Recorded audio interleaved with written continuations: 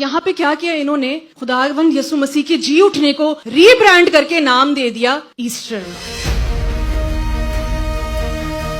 कि कयामत और जिंदगी मैं हूँ। उसने ये नहीं कहा कि मैं ईस्टर हूँ। मुझे बताएं, हमारे खुदावंद यीशु मसीह के जी उठने का अंडे से क्या ताल्लुक है, खरगोश से क्या ताल्लुक है? कोई नहीं।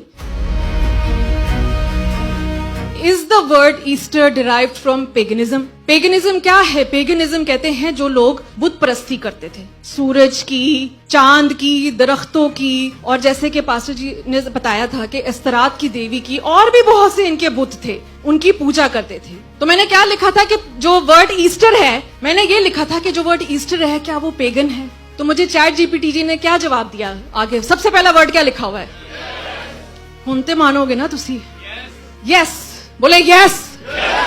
The word Easter is derived from pagan origins, specifically from the name of a Germanic or Anglo-Saxon goddess named Estore. इसका मतलब है कि जो वर्ड ईस्टर है ये वाकई एस्तोरे एक देवी थी, वहां से निकाला गया है। As Christianity spread, this festival was rebranded. क्या किया? Rebranded to celebrate the resurrection of Christ instead. और यहाँ पे क्या किया इन्होंने, खुदावंद यीशु मसीह के जी उठने को रीब्रांड करके नाम दे दिया ईस्टर का। नेक्स्ट स्लाइड दिखाइए। Even if Estore herself isn't well attested, spring festivals celebrating fertility, rebirth, जैसे कि ये लोग कहते हैं rebirth, हमारा खुदावंद यीशु मसीह दोबारा नहीं पैदा हुआ था, वो मुर्दों में से जी उठा था। हालेलुया।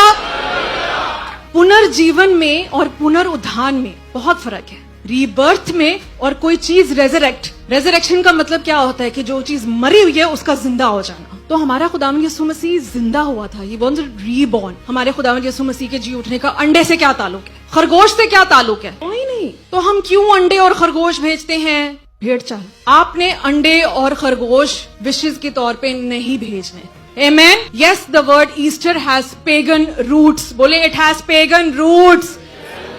तो ईस्टर का जो लफ्ज है इसकी जड़ें हैं पेगनिज्म के अंदर। तो हम क्यों एक चीज जो कि 1% भी पेगन हो, बुत प्रस्ती हो, गलत हो, हम उस चीज को क्यों मनाते हैं? मुझे बताएं। भेड़ चाल, ये सही है गलत? गलत है। बोले गलत, गलत।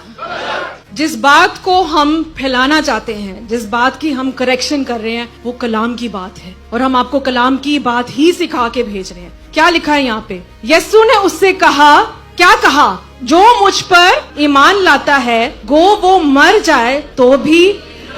हालेलुया।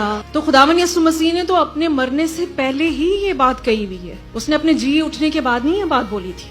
जब लाजर को वो जिंदा करने आया तो उसने मर्था को ये कहा था कि कयामत और जिंदगी मैं हूँ। उसने ये नहीं कहा कि मैं ईस्टर हूँ। यीशु ने क्या कहा? कयामत और जिंदगी। बोले कयामत और जिंदगी कौन है? कौन है? यीशु जैसा